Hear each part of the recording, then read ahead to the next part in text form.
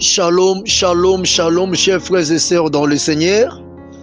Que la paix du Seigneur Jésus-Christ soit avec vous. Partout où vous êtes en train de suivre le pasteur Alain Goma sur les enseignements que je donne sur la Sainte Doctrine. Bien-aimés dans le Seigneur, nous avions commencé de parler sur la Sainte Doctrine et nous sommes en train de continuer. Comme je vous ai dit, je vais aller petit à petit sur l'instruction du Seigneur.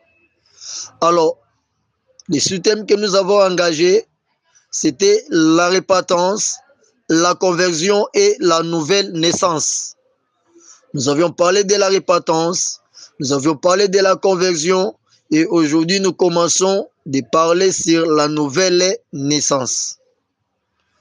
Bien aimé, quand on parle de la nouvelle naissance, c'est facile à comprendre. C'est naître de nouveau.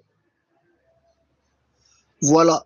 Je commencerai par dire que la nouvelle naissance, c'est d'abord une obligation. Ce n'est pas une proposition, ce n'est pas une probabilité, mais c'est une obligation. Quand tu es enfant de Dieu, tu dois obligatoirement naître de nouveau. Un enfant de Dieu, ça la nouvelle naissance. Tu n'es pas un enfant de Dieu. D'office, tu n'es pas sauvé. Un enfant de Dieu qui n'est pas né de nouveau, ou bien soit un enfant de Dieu qui a fait l'expérience d'une fausse nouvelle naissance, il sera appelé un enfant de Dieu selon les hommes. Et devant Dieu, il n'est pas un enfant de Dieu. La nouvelle naissance est une obligation, un passage obligé à tout le monde. Je sais que tu auras des questions à me poser. Je te donne mon numéro de téléphone. C'est les 00243 90 27 26 26 4. Tu veux intégrer nos groupes WhatsApp pour plus avancer dans les enseignements sur la Sainte Doctrine. Appelez mon numéro. Nous allons t'ajouter dans notre groupe, soit partage de la Bible ou Sainte Doctrine. Que le Seigneur Jésus-Christ te bénisse. La nouvelle naissance est une obligation. Qui a dit que c'est une obligation? D'abord, c'est le Seigneur Jésus-Christ lui-même qui a dit que la nouvelle naissance est une obligation. Nous allons lire ça dans le livre de Jean, chapitre 3, verset 7. Le Seigneur Jésus-Christ a dit ceci à Nicodème. Ne t'étonne pas que je t'ai dit, il faut que vous naissiez de nouveau. Point. Que ça ne soit pas étonnant que Jésus-Christ, quand il a dit à Nicodème, qu'il est obligatoire, il faut. C'est ce qu'il a dit. Il faut que vous naissiez de nouveau. Donc, naître de nouveau, le Seigneur Jésus-Christ a utilisé le verbe falloir. C'est que vouloir ou pas, il faut que tu naies de nouveau. Quand un enfant de Dieu, tu n'es pas né de nouveau, tu pourras avoir la connaissance de la parole de Dieu. Tu diras, voilà, je connais la Bible, je connais la parole de Dieu. Et du fait que tu n'es pas né de nouveau, tu demeureras un chrétien charnel. On t'appellera un chrétien, mais quel type de chrétien? Un chrétien charnel, loin d'être sauvé et destiné pour l'enfer. Tout ce que tu feras pour Dieu ne produiront rien. Pour résultat de ta vie, tu finiras ta course en affaires. Le Seigneur a dit à Nicodème, ne t'étonne pas, donc que cela ne t'étonne pas quand le pasteur Alain te dit, la nouvelle naissance est une obligation. Il faut que tu naies de nouveau. Bien-aimé, il y a beaucoup d'enfants de Dieu, beaucoup de serviteurs et beaucoup de servants du Seigneur qui ne sont pas nés de nouveau. Beaucoup, je vous dis, qui ne sont pas nés de nouveau. Mais ils se déclarent enfants de Dieu. Ils ne vivent pas en nouveauté de vie. Mais ils se disent être un enfant de Dieu. Bien-aimé, que dit la Bible?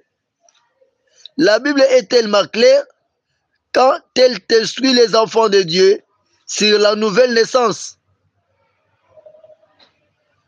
Nous allons lire la parole de Dieu.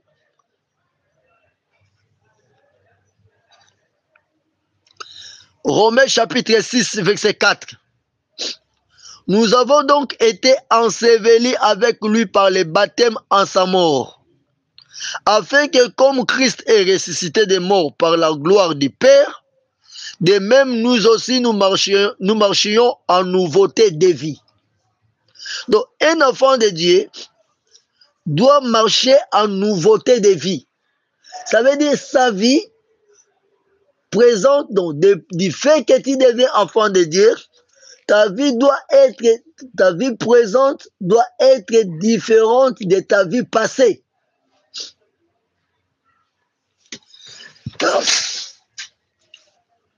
Ta vie présente doit être différente de ta vie passée. Voilà. Quand tu deviens enfant de Dieu, bien-aimé, tu dis que tu t'es repenti, tu as senti la douleur, les regrets de ton péché.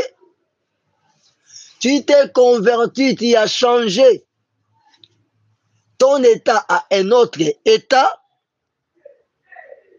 Bien-aimé, maintenant tu dois naître de nouveau. On doit voir une différence totale de ce que tu étais autrefois par rapport à ce que tu es devenu aujourd'hui. On doit faire la lecture de deux personnes différentes. On pourra te présenter, voici telle personne quand tu l'étais dans le passé, et voici maintenant quand tu l'es, comment il est dans le présent. Je donne un exemple. Quand nous parlons du dépouillement, vous verrez quelqu'un qui est bien enseigné, bien prêché par rapport à la sanctification intérieure et extérieure, et par rapport au dépouillement. Dès qu'il commence à pratiquer ces enseignements, il pourra par exemple te présenter des photos différentes. Tu diras, telle personne, quand il n'avait pas encore reçu le message de la sanctification intérieure et extérieure et du dépouillement, voilà comment il s'habillait, voilà comment il s'est comporté, voilà comment sa vie était. Et après qu'il a reçu ces messages et il a commencé à les mettre en pratique, voilà ce qu'il est devenu. Tu verras des photos différentes qui te présentera une même personne avec des vies différentes. Alors, quand je parle de la nouvelle naissance, quelqu'un qui est né de nouveau, il est aussi pareil. C'est la même personne, le même corps, mais qui ne mène pas une même vie. La nouvelle naissance. La Bible dit ceci. Romains chapitre 6, verset 4. Nous avons donc été ensevelis avec lui par le baptême à sa mort.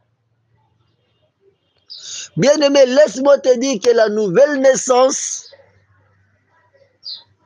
a son trait direct, soit est lié directement au baptême. Baptême par immersion au nom de Jésus-Christ. Vous savez, quand Jean-Baptiste disait aux gens, repentez-vous.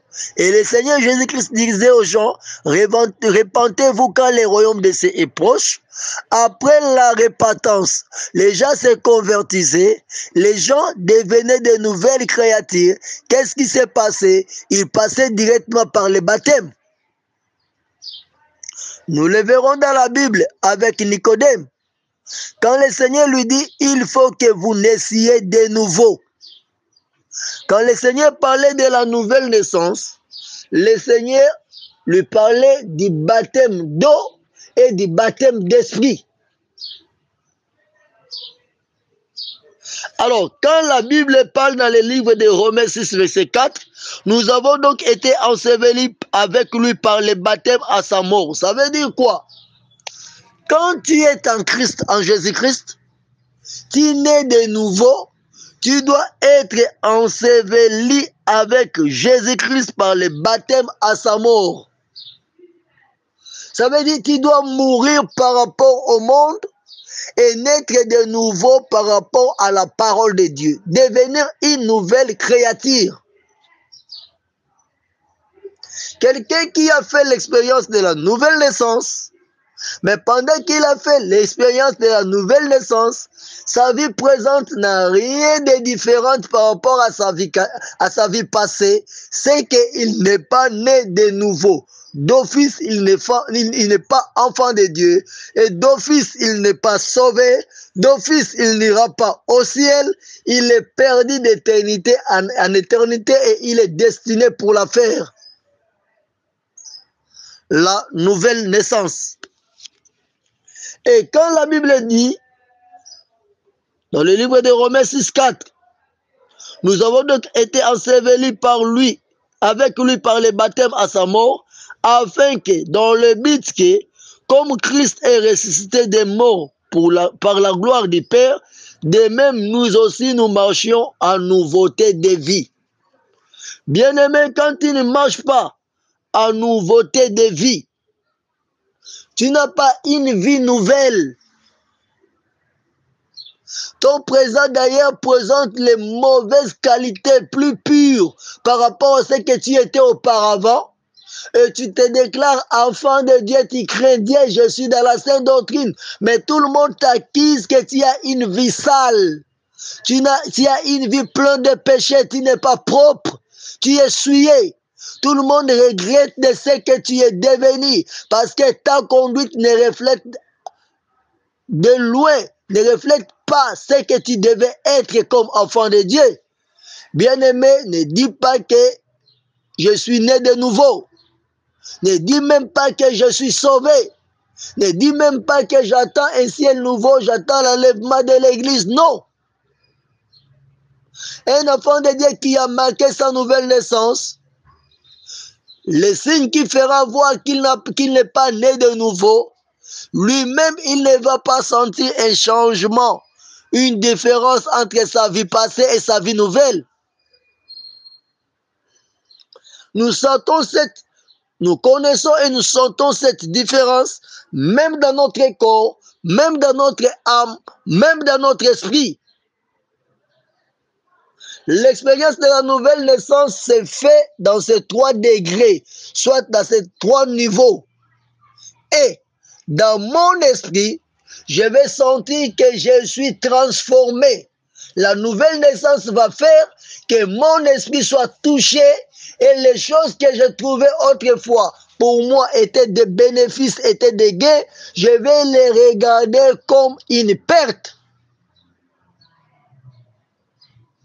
La nouvelle naissance fera que je sois né de nouveau. Je ne vais plus aimer le monde ni les choses qui sont dans le monde. Moi, je vais aimer les choses qui sont là pour Dieu, pour mon salut.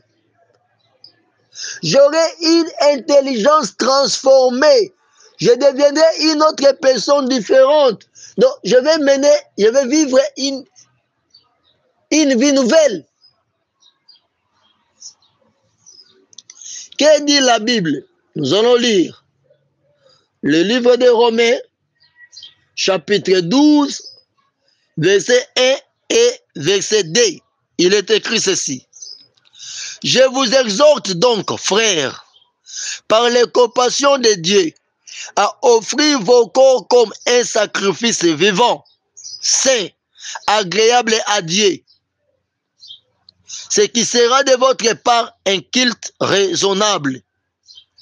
Ne vous conformez pas au siècle présent, mais soyez transformés par le renouvellement de l'intelligence, afin que vous discerniez quelle est la volonté de Dieu, ce qui est bon, agréable et parfait. La parole du Seigneur.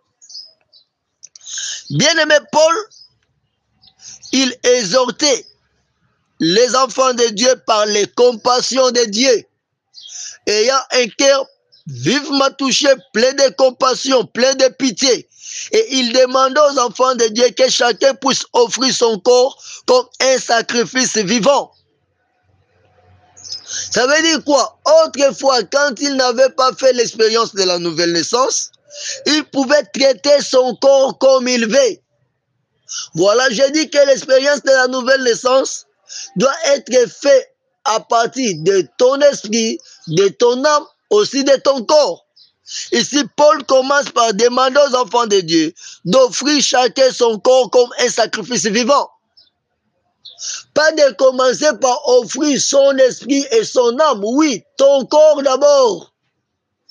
Ça veut dire, je prends mon corps, je le donne au Seigneur Jésus-Christ comme un sacrifice qui doit vivre. Un sacrifice digne que le Seigneur Jésus-Christ doit accepter. Si j'offre mon corps comme un sacrifice au Seigneur Jésus-Christ, je lui donne mon corps. Alors dans le corps, il y a l'esprit, il y a aussi l'âme. L'esprit et l'âme fonctionnent dans le corps.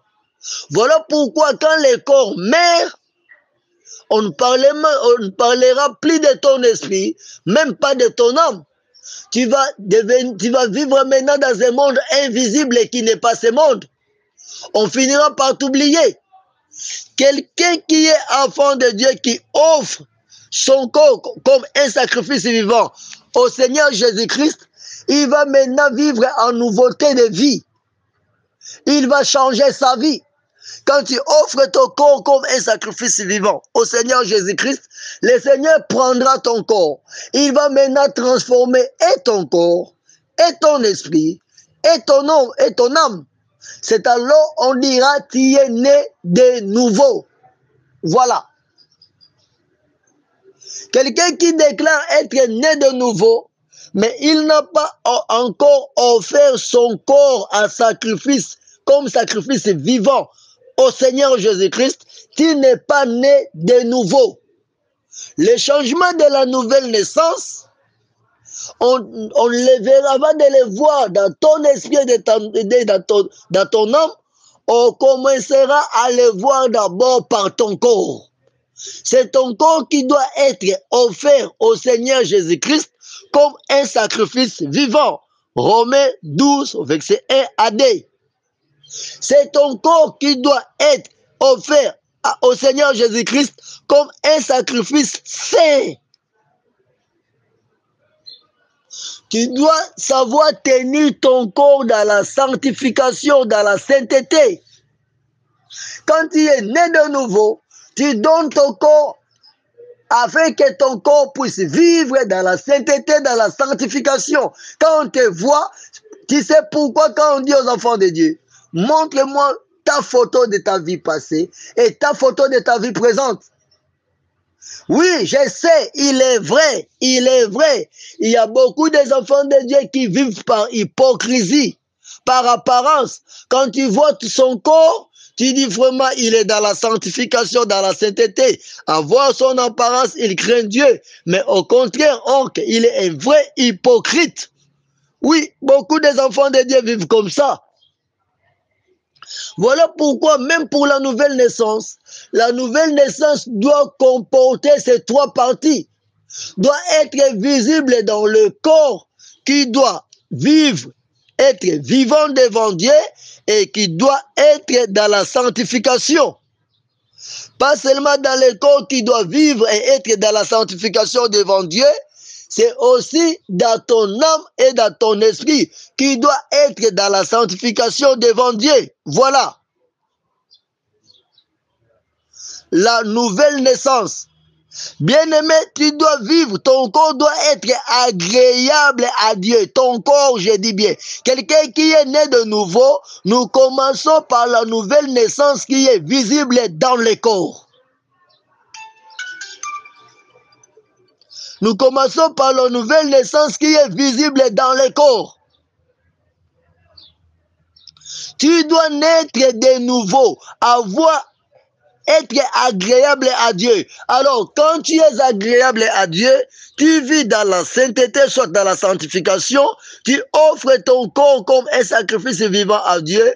Tout ce que tu feras devant Dieu sera un culte raisonnable. Alors, pour que le culte raisonnable soit parfait pour quelqu'un qui est né de nouveau, qu'est-ce qu'il faut? Il ne doit pas se conformer au siècle présent. Ça veut dire tout ce que le siècle présent va le présenter, pour lui, il ne va pas se conformer à cela. Tout ce que le siècle présent va l'enseigner, pour lui, il ne va pas conformer. Il ne vit pas selon les rudiments, les arguments, les principes, les théories, les enseignements du siècle présent. Il ne vivra pas selon les modes de ce siècle. Sa façon d'être, sa façon de parler, de se comporter, de s'habiller, de manger, de vivre sera différente. C'est ça la nouvelle naissance. Il devient une nouvelle créature. Voilà. C'est ce que dit le livre de 2 Corinthiens 5, verset 17. Si quelqu'un est en Christ, il est devenu une nouvelle créature. Les choses anciennes sont passées. Voici toute chose est redevenue nouvelle. Voilà. Une fois en Christ, tu nais de nouveau, tu deviens une nouvelle créature. Les choses anciennes doivent passer et toutes choses doivent redevenir nouvelles. Alors, si toi tu te conformes au siècle présent, tu n'es pas transformé par le renouvellement de l'intelligence. Ce qui doit être transformé, c'est quoi? C'est ton intelligence. L'intelligence est une capacité acquise que le Seigneur a déposée dans la tête de l'humain, de l'homme. Chaque homme a le discernement, a l'intelligence. Quand tu as l'intelligence que tu as, ça te permet d'avoir le discernement, de discerner quelle est la volonté de Dieu. L'intelligence que tu as, ça te donne le discernement pour savoir ce que je fais. C'est ce que Dieu veut ou bien ce n'est pas ce que Dieu veut. Voilà. Quelqu'un qui est né de nouveau, dans son intelligence, il cherchera qu'à plaire à Dieu. Il cherchera à faire rien que la volonté de Dieu. Il suffit de lui dire, voilà ce que Dieu veut. Lui fait ce que Dieu veut. Il peut être confronté par rapport à beaucoup de vouloirs des humains, à beaucoup de volontés d'hommes. Exemple, il est marié, il est un homme, il a sa femme. Il va voir ce que sa femme veut et ce que Dieu veut. Mais lui, comme il est né de nouveau, il fera premièrement ce que Dieu veut. Voilà. Tu peux aussi être une femme, pas seulement un homme. Tu vas voir ce que ton mari veut et ce que Dieu veut. Tu feras ce que Dieu veut à la place de faire ce que ton mari veut. Tu ne feras pas la volonté de ton mari, mais la volonté de Dieu. Tu sais pourquoi, bien-aimé, en Israël, Dieu demandait aux enfants de Dieu de se marier entre eux. Les enfants d'Israël ne devaient pas marier les étrangers ou les étrangères. Tu sais pourquoi? Parce qu'ils avaient un même Dieu. Dans la nouvelle naissance, toute personne née de nouveau ne fait que la volonté de Dieu. Ça veut dire quoi? La volonté de Dieu, même pour nous qui sommes chrétiens, quand il faut nous marier, nous allons nous marier entre nous des chrétiens. Tu sais quels avantages il y aura qui sortira de ces mariages? Bien aimé, quand je me marie avec un chrétien, une chrétienne, lui, il fera ce que Dieu veut. Il va honorer la parole de Dieu, pratiquer la Bible. Moi aussi, de mon côté, je vais honorer la parole de Dieu, pratiquer ce qui est écrit dans la Bible. Alors, la Bible, la parole de Dieu, le Seigneur Jésus-Christ deviendra notre centre de gravité. Quand il devient le centre de la gravité de notre mariage, de notre vie, ma femme sera soumise à la Bible. Moi aussi, je serai soumis à la Bible. Nous allons prendre la Bible pour notre modèle. Et quand nous allons tous nous conformer à ce qui est écrit dans la Bible, bien aimé, finish. Nous ferons la volonté de Dieu et nous allons poursuivre toujours de faire la volonté de Dieu. Voilà. Alors, quand nous nous soumettons de faire ce qui est écrit dans la Bible, nous faisons la volonté de Dieu, même si je suis marié. Avant de faire tout ce que je vais dire, est-ce que c'est la volonté de Dieu? Parce que mon intelligence me pousse à raisonner, à réfléchir et à discerner ce que j'ai fait, c'est la volonté de Dieu ou c'est la volonté d'une personne. La nouvelle naissance, bien-aimé, la nouvelle naissance exige à tout enfant de Dieu qui est né de nouveau de vivre pour plaire à Dieu. Voilà. Pas pour plaire à ses émotions, pas pour plaire à ses sentiments, pas pour plaire à ce qu'il désire. Non, il vit pour plaire à Dieu. La nouvelle naissance. Il est vrai que la Bible dit, la femme est là pour répondre à ce que son mari veut, au désir de son mari. Mais la Bible dit quoi? La Bible dit ouvertement, le désir de la femme sera porté vers son mari. Mais la Bible ne dit pas que la femme doit faire ce que son mari veut. Non. La Bible dit, le désir de la femme sera porté vers son mari. Oui. Mais c'est que la femme qui est chrétienne, qui est née de nouveau, c'est que l'homme qui est chrétien, qui est né de nouveau, doit faire, c'est la volonté de Dieu. La Bible dit que la femme doit être soumise à son mari. Oui. Mais si ton mari veut t'éloigner de la face du Seigneur pour t'amener en enfer, laisse-moi te dire, quelqu'un qui est né de nouveau, il sait que je vis avec ma femme peut-être pendant 30 ans. Peut-être pendant 40 ans, mais après la vie après le mariage, quand je vais mourir, je vivrai d'éternité en éternité, soit en enfer, soit au ciel. Quand je nais de nouveau, tout le monde qui m'approchera doit me laisser la liberté de vivre selon Jésus-Christ. Selon la volonté de Dieu. Rien ne remplacera dans ma vie ce qui sera la volonté de Dieu. Rien. Pas mes enfants, pas mon emploi, pas mon mariage, pas quoi que ce soit. Je vis pour plaire à Dieu. Et une personne qui est née de nouveau, il vit pour plaire à Dieu, pas aux hommes. Voilà pourquoi Paul disait, ne vous conformez pas au siècle présent. Tout ce que le siècle présent me présente, bien aimé, je ne me conforme pas. Tout ce que le Saint-Esprit m'enseigne, et la Bible me dit, parce que moi je suis un concitoyen du ciel. Je suis un citoyen du royaume céleste. Et de mon passage sur la terre, bien aimé, je donnerai l'exemple des espions. Un espion, quand il va en mission, il arrive dans un pays, il est là pour espionner. Il est en train d'écouter ce qu'ils lui ont envoyé, qu'est-ce qu'ils lui ont dit. Il vit selon l'ordre de celui qui lui a envoyé. Et il connaît sa mission, il maîtrise ce qu'il fait ses opérations, il finit, il part. Voilà, un enfant de Dieu, quand il devient un enfant de Dieu, tu dois naître de nouveau, transformer ton intelligence, tu dois vivre sur la terre comme un espion.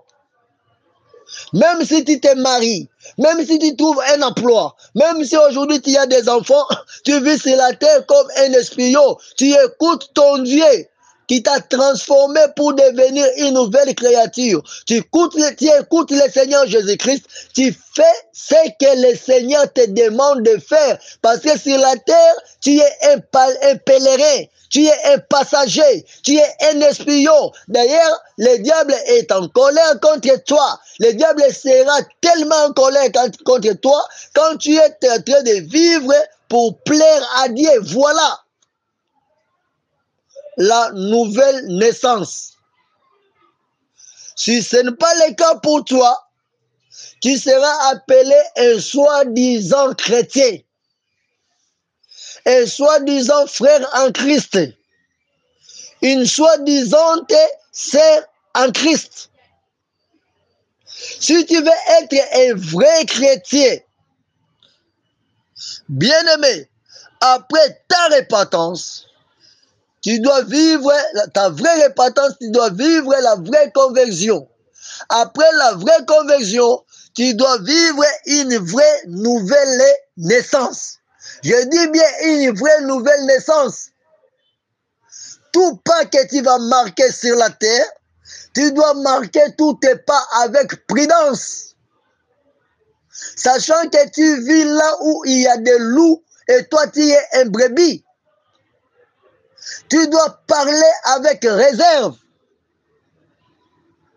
Même tes réactions doivent être contrôlées. Tes sentiments, tes désirs, tes paroles doivent être apaisés. Voilà. Tu ne feras pas des choses avec excès, sachant que dans la terre où tu es quelqu'un où on pose des regards vers toi. On peut facilement te pointer les doigts. On peut mal parler contre toi. Voilà. Comme tu es né de nouveau, tu sauras que je suis dans ce monde, mais je ne suis pas de ce monde. Je dois être différente de toutes les personnes qui sont avec moi. Si je prends une personne pour modèle, c'est qu'il répond aux vraies normes de la parole de Dieu. Une personne qui est née de nouveau, quand tu les prends, tu les places là où il y a des gens, même qui sont des soi-disant chrétiens, mais qui ne sont pas nés de nouveau, il suffit de les mettre ensemble, tu verras que ça c'est l'huile et l'autre c'est de l'eau. Ils ne vont pas se mélanger. Juste un petit temps, il y aura des incompréhensions. Parce que même se dire les choses qu'ils vont dire aux autres, ça va les déranger. Ils diront non. Toi, tu viens de quel monde? Sa façon d'être, de s'habiller, de se comporter. Parce que son corps est donné en offrande à Jésus-Christ. Son âme et son esprit sont inclus dans son corps. L'homme est composé de 3 parties. Corps, esprit et âme.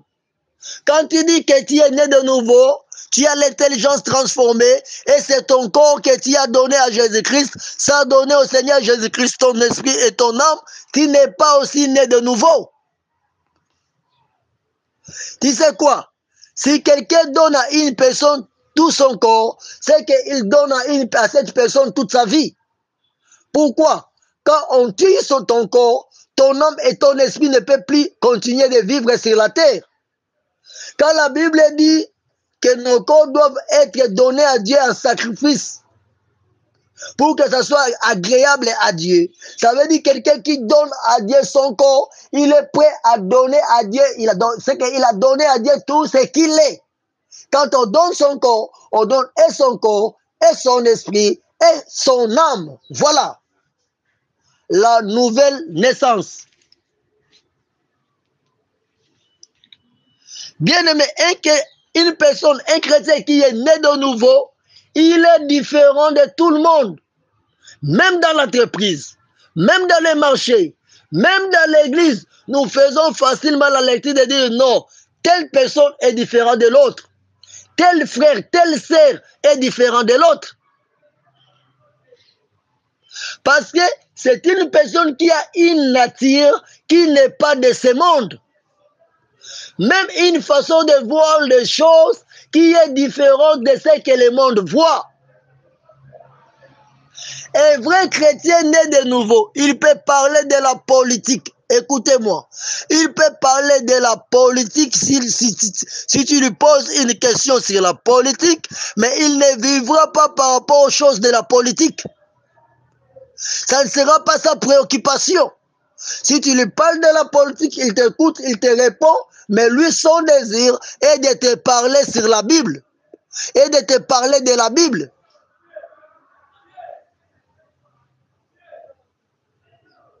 Un vrai chrétien né de nouveau, il ne fera même pas la politique parce que c'est les mensonges. Tu ne lui verras pas dans des marches politiques. Oh non, nous avons marché pour libérer, pour dire fin à la guerre. Non. Lui, le monde et tout ce que le monde renferme ne sera pas vraiment sa priorité. Dans son esprit, il dira, Seigneur, je t'entends, viens, reviens. Je désire mourir et aller vivre avec toi au ciel. Le monde et tout ce que le monde renferme. La Bible est claire. Le monde et tout ce que le monde renferme ne sera pas sa préoccupation. Lui, il sera concentré pour vivre, pour chercher les choses d'en haut, où Christ est assis à la droite du Père. Quand on dit tu es né de nouveau, ça veut dire quoi? Tu es mort par rapport à ce monde. Tu es mort par rapport à ce monde. Si tu vis, oui, tu auras besoin de t'habiller, tu auras besoin de manger. Quand tu trouves quoi t'habiller, tu trouves quoi manger, cela suffit pour toi. Pourvu que tu aies à manger et à boire, c'est tout. La richesse de ce monde, oui, la richesse n'est pas un péché. La richesse n'est pas contre la parole de Dieu, n'est pas défendue dans la Bible. Mais la Bible dit quoi? La Bible dit, il est facile pour un cheval d'entrer dans le trou d'une aiguille, mais il est difficile pour un riche d'entrer au ciel. Ça veut dire quoi? La Bible ne dit pas qu'il est impossible. La Bible dit qu'il est difficile. Quand de plus en plus tu deviendras riche, de plus en plus tu auras une vie qui te sera imposée et entrer au ciel pour toi deviendra difficile. Mais tous nous aimons la richesse. Ça veut dire quoi? Nous rendons notre entrée au ciel difficile en aimant la richesse. Voilà, un chrétien qui est né de nouveau, s'il arrive qu'il soit riche, ça ne sera pas un péché. Mais la richesse pour lui ne sera pas une préoccupation. Parce qu'il est né de nouveau. La richesse pour lui, c'est une vie qui lui est arrivée. Il est riche. Ce n'est pas un péché, mais son attention ne sera pas sur sa richesse, son attention sera sur le ciel. La Bible ne dit pas qu'il est impossible pour les riches d'entrer au ciel. La Bible dit qu'il est difficile. Alors, pour qu'il ne soit pas difficile à un riche d'entrer au ciel, il doit préserver toute sa vie par rapport au ciel. Non par rapport à ses richesses. Quand tu es né de nouveau, bien-aimé, tu es un vrai enfant de Dieu qui a fait l'expérience d'une vraie nouvelle naissance. Le ciel sera ta priorité, ta préoccupation. Voilà. Suivons la suite, la deuxième partie. Question, tu as des questions à poser. 00243 90 27 26 26 4. Pasteur Alain Ngoma. Tu veux qu'on t'ajoute dans notre groupe WhatsApp, soit le groupe Sainte Doctrine, ou bien le groupe Partage de la Bible, tu seras le bienvenu. Que le Seigneur Jésus-Christ te bénisse. Bien-aimés, nous continuons la prédication sur la nouvelle naissance. Bien-aimés, quand on parle de la nouvelle naissance, comme je disais que c'est obligatoire, une personne qui est née de nouveau, c'est une personne qui a revêtu l'homme nouveau. Donc quelqu'un qui fait l'expérience de la nouvelle naissance, c'est une personne, c'est un homme dont il devient un homme nouveau. Quand on dit un homme nouveau, toute personne qui te racontera une autre personne, un autre homme, une autre femme qu'il n'avait pas connue auparavant. Il aura facile pour te dire non, tu as complètement changé. Tu n'es pas ce que je connaissais autrefois. Tu n'es pas ce avec qui je faisais des bêtises, des choses bizarres autrefois. Tu n'es pas ce que je craignais autrefois. Mais tu es une autre personne qui m'approchait auprès de toi. Je dois encore apprendre de nouvelles choses. Comment tu seras un homme nouveau? Il est écrit ceci dans la Bible. Colossiens, chapitre 3, verset 10. Et ayant revêtu l'homme nouveau, qui se renouvelle dans la connaissance selon l'image de celui qui l'a créé. La parole de Dieu. Colossiens 3, 10. Donc, quand tu es revêtu un homme, quand tu es revêtu d'un homme nouveau, c'est que tu as revêtu quelque chose qui est de différent de ce que tu étais autrefois. Donc, ça veut dire, spirituellement, et même physiquement, tu n'es pas ce que tu étais auparavant. Tu as fait l'expérience de la nouvelle naissance, tu es revêtu d'un homme nouveau et tu deviens un nouveau homme, une nouvelle femme, une nouvelle créature. Alors, à quoi consistera le fait d'être une nouvelle créature, un nouveau homme qui a fait l'expérience d'une nouvelle naissance? Cela va se caractériser par un renouvellement. Donc, tu dois renouveler toutes choses, recommencer toutes choses. L'homme nouveau, c'est un homme qui se renouvelle. Il se renouvelle dans quoi? Dans la connaissance. La connaissance de quoi? D'abord, la connaissance de la parole de Dieu. Il est vrai que la Bible dit, nous connaissons en partie et nous prophétisons en partie. Mais quand tu fais l'expérience d'une vraie nouvelle naissance, la parole de Dieu que tu connais d'habitude ne sera pas celle qui va encore te conduire. Tu vas faire l'expérience d'une nouvelle connaissance de la parole de Dieu. Donc ta façon de connaître Dieu sera différente de la façon que tu connaissais Dieu autrefois. Quand tu te disais soi-disant chrétien ou chrétienne, mais tu vivais encore loin de la présence de Dieu. Et cette connaissance de la parole de Dieu, c'est laquelle? Quelle connaissance? Parce que tu vas penser se connaître seulement la lettre qui tue. Non. C'est une connaissance qui est selon l'image de ton Créateur. C'est une connaissance qui est basée, quand tu deviens un homme nouveau, tu auras une connaissance de Dieu qui est posée selon l'image de ton Créateur. Voilà pourquoi la Bible dit dans le livre de Colossiens 3, 10, et ayant revêtu l'homme nouveau qui se renouvelle dans la connaissance selon l'image de celui qui l'a créé. Bien-aimé, quand tu es né de nouveau, tu fais l'expérience, la vraie expérience d'une vraie nouvelle naissance. Tu deviens un homme nouveau, tu dois te renouveler dans ta connaissance. La connaissance de qui? La connaissance de ton Seigneur et Sauveur Jésus-Christ, la connaissance de mon Dieu et ton Dieu. Alors cette connaissance doit se caractériser par l'image de celui qui t'a créé, selon l'image de celui qui t'a créé. Ça veut dire quoi?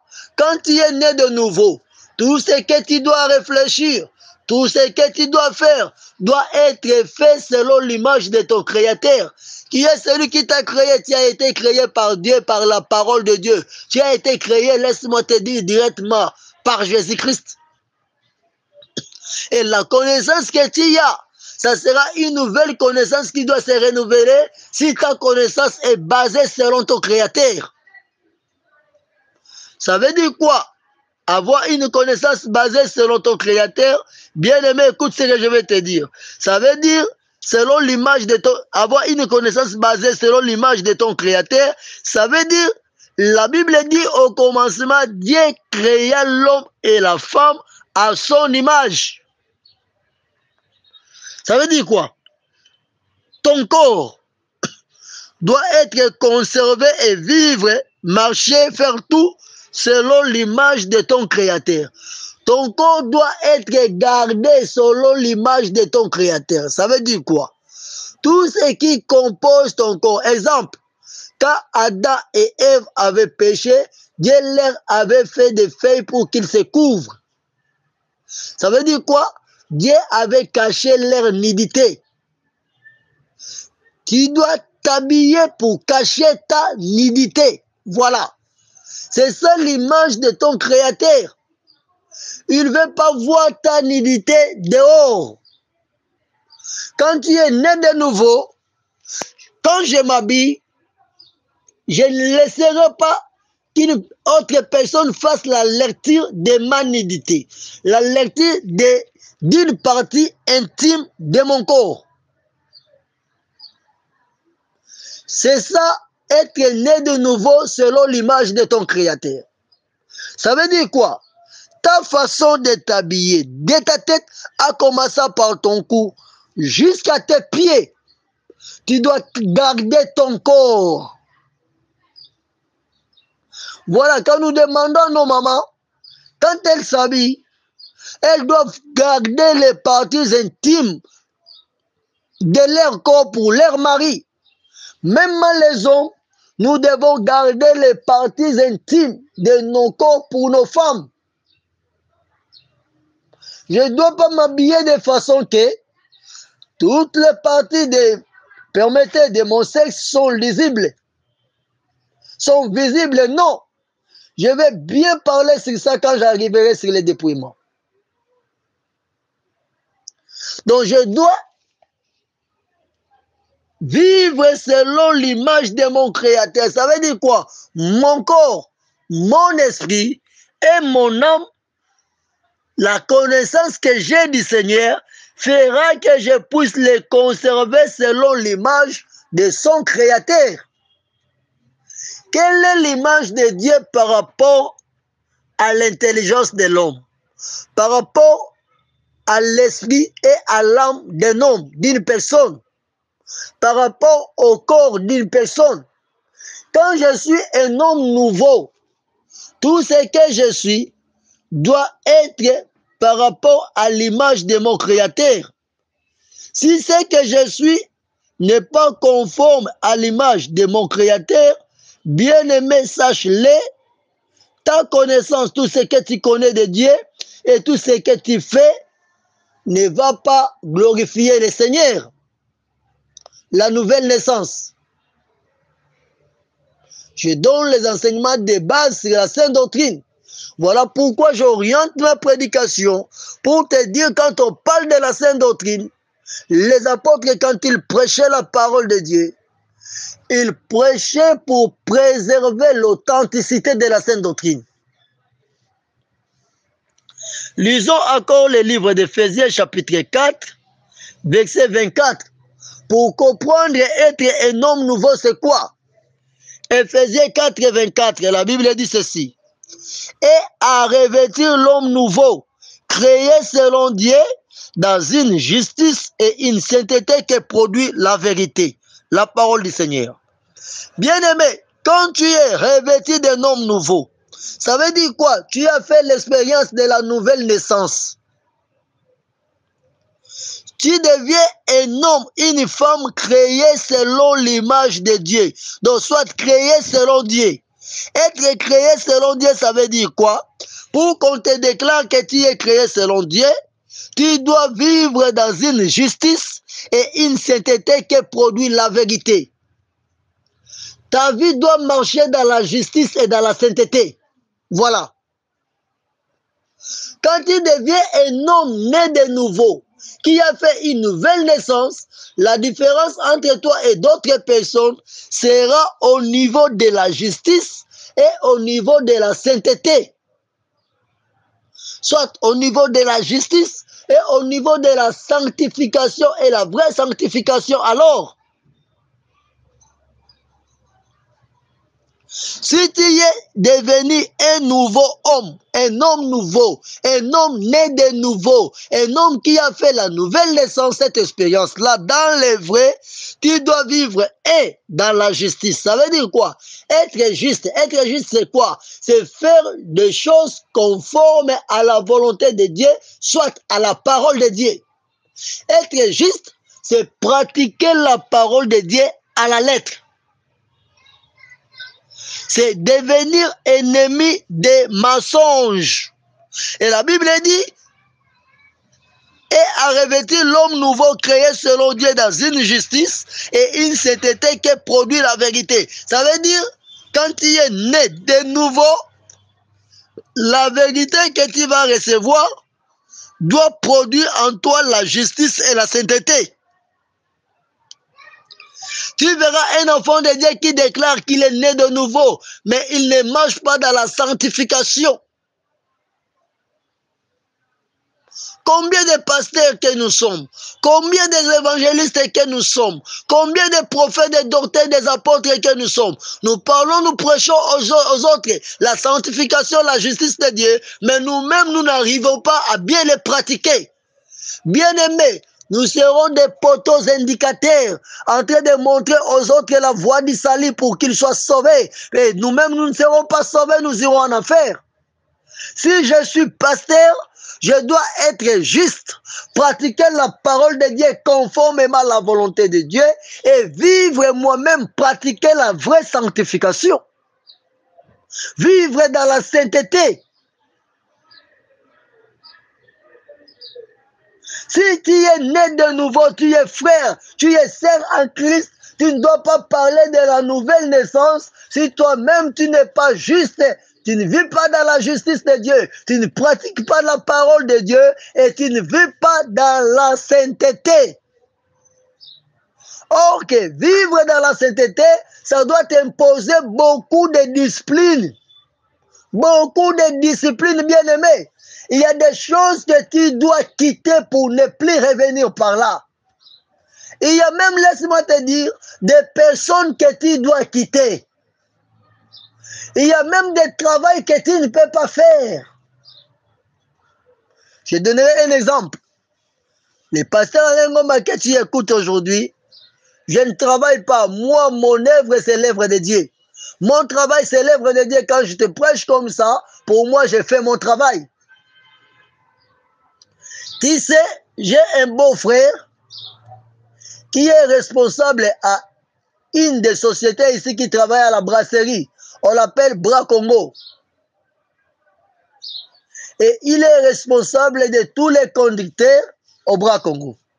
Comme il sait que Pasteur Alain, je sais très bien conduire, et ceux qui conduisent là-bas, ils sont bien payés, il m'a toujours demandé à mettre prise Pasteur Alain. Tu n'as pas d'argent, tu n'as pas de possibilité. Voilà, je suis chef là-bas.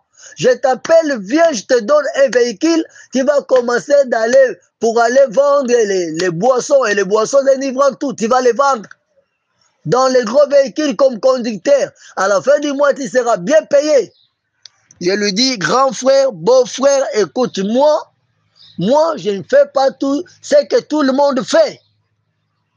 Je ne fais pas tout ce que tout le monde fait, bien-aimé. Je lui réponds carrément. Si je dois travailler, je peux travailler si le Seigneur me permet, oui. Mais d'abord, ce que j'ai fait, pour moi, c'est un travail. Être pasteur, pour moi, c'est tout un travail. Et le Seigneur me prend tout mon temps dans son œuvre. Quand il ne me paye pas, gloire à Dieu. Quand il me paye, gloire à Dieu. Je ne suis pas un chômeur. Je travaille. Et s'il faut même je travaille, je cherche un travail ailleurs, laisse-moi te dire, je ne ferai pas n'importe quel travail comme le vôtre là, que tu es en train de me proposer. Je ne peux pas devenir vendeur de boissons au volant, en train de conduire pour aller vendre l'alcool qui fera enivrer les autres. Non. Laisse-moi rester comme ça. C'est ce que la discipline chrétienne, étant qu'un homme né de nouveau, c'est ce que la discipline chrétienne m'impose. Un homme né de nouveau, il vit dans la justice et dans la sainteté. Et la sainteté et la justice, c'est un fruit qui vient de la vérité. C'est un fruit qui produit la vérité. Lui, dans sa bouche, la vérité reste sa base. Il ne vivra pas dans les mensonges ou avec les mensonges. Il va toujours pratiquer la vérité toute sa vie. Un homme né de nouveau, tout le monde aura peur de lui. Attention, s'il apprend telle chose, il va te dire la vérité. On va t'accuser peut-être que toi tu ne sais pas garder les secrets. Est-ce que le vrai problème est que tu ne gardes pas les secrets? Non, le vrai problème est que tu es contre les mensonges. Quand il y a quelque chose, toi tu dis la vérité. Parce que tu veux conserver ta vie pour vivre dans la sainteté et pour vivre dans la justice de Dieu. Voilà. Le problème pour toi, ce n'est pas qu'on t'appelle chrétien ou chrétienne. Païen ou païenne, non. Le problème pour toi, c'est d'être vraiment une nouvelle créature. Un homme né de nouveau. Un homme différent de ce que tu étais autrefois. Tu vas tout changer. Même ton mari dans ta chambre à coucher dira non, ma femme, qu'est-ce que tu m'apprends alors? Non, je ne veux rien t'apprendre, chérie. Seulement, je suis devenu une nouvelle personne. Ma discipline change. Même tu es avec moi, je ne veux pas te discipliner pour changer ta nature, mais je te demanderai seulement de respecter ma discipline. De respecter ce que moi j'aime, ce que moi je vais devenir, voilà. Si tu ne veux pas respecter ce que moi je vais devenir, c'est ton problème. Parce que moi, maintenant, là où je vais devenir une autre personne. Je vais devenir une nouvelle créature. Me dire que je suis circoncis ou je suis incirconcis, cela n'est pas important pour moi. Mais ce qui est important pour moi, je tiens à être vraiment une nouvelle créature. Quelqu'un né de nouveau. Voilà. Lisons la Bible. Galates chapitre 6, verset 15. Galates chapitre 6, verset 15. Il est écrit ceci, bien-aimé. Car ce n'est rien que d'être circoncis ou incirconcis. Ce qui est quelque chose, c'est d'être une nouvelle créature. Bien-aimé, car ce n'est rien d'être pasteur ou d'être apôtre ou d'être frère ou d'être sœur, c'est rien. Mais ce qui est quelque chose, c'est d'être une nouvelle créature. Tu peux être pasteur, apôtre, évêque, évangéliste, docteur, prophète. Mais tu n'es pas une nouvelle créature. Tu n'es pas né de nouveau. Tu n'as pas fait l'expérience d'une vraie nouvelle naissance. Tu peux être protocole, intercesseur, tu fais telle activité, tu remplis telle tâche dans l'église. Oui, bien-aimé, mais tu n'es pas né de nouveau. Tu n'es pas un homme, un nouveau homme. Ce n'est pas cela qui compte. Être circoncis ou incirconcis, non. Ce qui est quelque chose, c'est d'être une nouvelle créature. Est-ce que toi, tu es vraiment une nouvelle créature? Quand tu vois ta façon de faire, de penser, de raisonner, d'imaginer, ta façon de réfléchir, ta façon d'agir, tes sentiments, ta nature, tu es vraiment une nouvelle créature. Tu es né de nouveau? Tu le penses bien? Ok. Je te donne un exemple pour savoir bien que tu es né de nouveau. Que disent les autres de toi? Voilà. Que disent les autres? Qu'est-ce qu'ils disent de toi? Et à part les autres, que disent de toi tous ceux qui sont autour de toi? Tu dois voir comme le Seigneur Jésus-Christ parlait avec ses disciples. Il va dire à ses disciples, que disent les autres que je suis?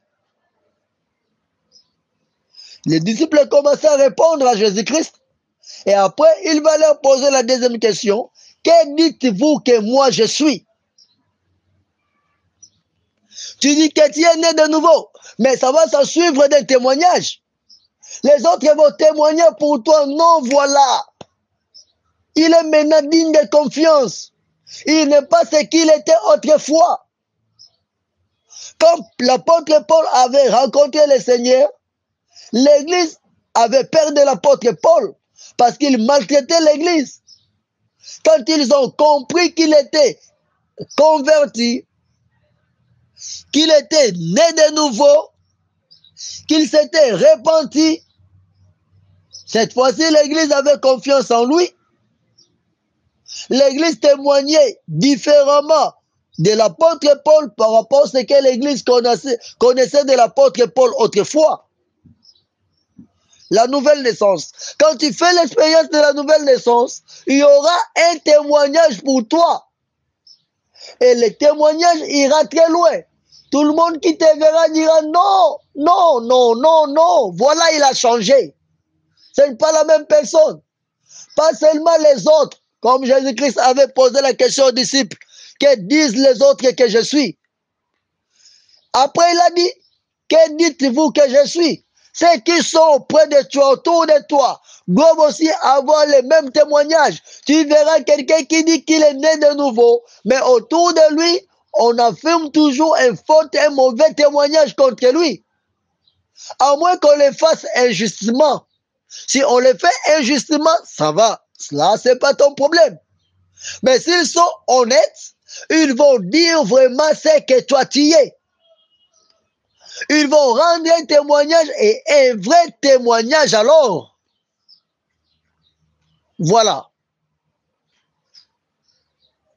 Que disent les autres que tu es? Et que disent ceux qui sont avec toi? Tu es une femme mariée. Ton mari, peut-être il peut s'opposer à toi à cause de la parole de Dieu, la vraie parole de Dieu que tu veux pratiquer. Mais en fait, par rapport au témoignage, il aura un bon témoignage pour toi. C'est ce qui prouve que tu es né de nouveau. Je donne un exemple. Tu dis que tu es né de nouveau. Tu changes ton habillement. Tu dis aussi que tu as changé ton cœur. Oui. Mais tu vois ton mari te dire que tu es têtu. Tu es impoli. Tu es facile à l'injurier, à l'humilier, à lui causer du tort. Tu vois? Et tu dis que tu es né de nouveau. Non, tu n'es pas une nouvelle femme. Si tu es vraiment une nouvelle femme, ton mari, il va témoigner. Peut-être il pourra dire non, c'est que je suis contre avec ma femme. C'est parce qu'elle s'est dépouillée. Je suis contre son dépouillement, mais par rapport à son comportement, waouh, j'ai une autre femme. Voilà les vraies caractéristiques de la nouvelle naissance. La sainteté, la justice, et ça va te produire la vérité, et pas seulement te produire la vérité, parce que tu es né de nouveau, bien-aimé. Écoute-moi, rien ne va compter sur toi si ce n'est d'être une nouvelle créature. Si ce n'est d'avoir un nouveau témoignage. Voilà. C'est ce qui va compter chez toi, c'est ça. Que dit ton mari de toi? Que dit ta femme de toi? Ta femme dit quoi pour toi? Moi, si on demandait à ma femme, si quelqu'un veut me connaître plus, c'est question d'approcher ma femme. Elle dit, ah non, je connais mon mari, je connais ce qu'il est. Toi, ta femme dit quoi par rapport à ton témoignage, par rapport à ta vie? Ton mari dit quoi? Tes parents qui sont avec toi disent quoi de toi? Tes frères et sœurs disent quoi? S'ils t'accusent injustement, oui, parce que ça peut arriver. Quand on parle de toi, c'est que tu n'es pas, oui. Là, le Seigneur est témoin. Mais si ta conscience te condamne, que ce qu'ils disent de toi, c'est la vérité, c'est que, et si cela est contre la parole de Dieu, tu n'as pas fait l'expérience de la vraie nouvelle naissance. Et quand tu n'es pas né de nouveau, bien aimé, ce que tu fais, c'est l'hypocrisie, c'est du mascarade. Tu peux donner les offrandes, les dîmes, faire tout ce que tu veux. Quand on témoigne, ce témoignage est vrai, que tu as une mauvaise nature. C'est que tu n'as pas fait la vraie expérience de la vraie nouvelle naissance. À conséquence, tu n'es pas sauvé. La nouvelle naissance, selon la sainte doctrine, tu dois devenir une nouvelle créature. Ton mari, ta femme va témoigner bien. Peut-être ton mari peut dire, ma femme ne me respecte pas. Pourquoi? Parce qu'elle ne veut pas s'habiller comme moi je veux. Ok, s'habiller, tu ne veux pas t'habiller comme lui veut, parce que lui, sa façon de te demander pour que tu t'habilles n'est pas conforme à la volonté de Dieu. Voilà. Tu diras, oui, il m'accuse comme ça, parce que sa façon qu'il me demande de m'habiller n'est pas comme mon Dieu me demande. Et à ce point, j'aime faire la volonté de Dieu, que sa volonté. Mais qu'elle essaye de dire, si je ne la respecte, je ne le respecte pas, si je ne suis pas soumis à mon mari, Si je ne suis pas ensemble avec lui, tout ce qu'il me demande, je respecte, sauf les choses qu'il me demande de faire et que ces choses sont contre la volonté de Dieu. C'est ce que je ne fais pas. Voilà, directement même devant un homme de Dieu, ton mari va s'accuser. S'il va chercher autre raison, il ne va pas bien les trouver. Et ça finira par donner une lecture. Il cherche maintenant quoi t'accuser injustement. Comme on cherchait à accuser Jésus-Christ notre Seigneur injustement. Mais tu dois être vraiment une nouvelle femme, un nouveau homme. Ta femme rend quel témoignage pour toi? Voilà. La nouvelle naissance. Waouh. Que le Seigneur Jésus-Christ te bénisse. Sache, la Bible dit, Galates 6, 15, car ce n'est rien que d'être circoncis ou incirconcis. Tu es apôtre, archibishop, frère évangéliste, chrétien, chrétienne, sers tout ce que tu es. C'est rien être ce que tu es. Ce que tu es aura son importance quand tu deviendras vraiment une nouvelle créature. Galates 6, verset 15. Est-ce que toi, tu es né de nouveau? Vois ta façon de cohabiter avec ton mari. Vois ta façon de cohabiter avec ta femme. C'est ce que la Bible te demande. Tu t'imposes quelle discipline?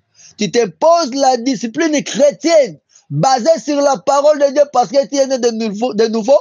Ou bien tu t'imposes une discipline païenne basée sur les instructions que les nations, les lois et les articles que les nations ont mis sur pied.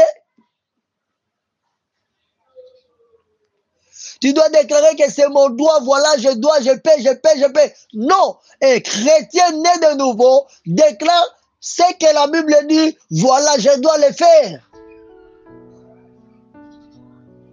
Il y a les droits de l'homme sur la terre, oui. Il y a aussi les droits des enfants vers leurs parents, oui.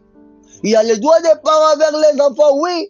Mais nous vivons selon ce que la Bible me demande de faire.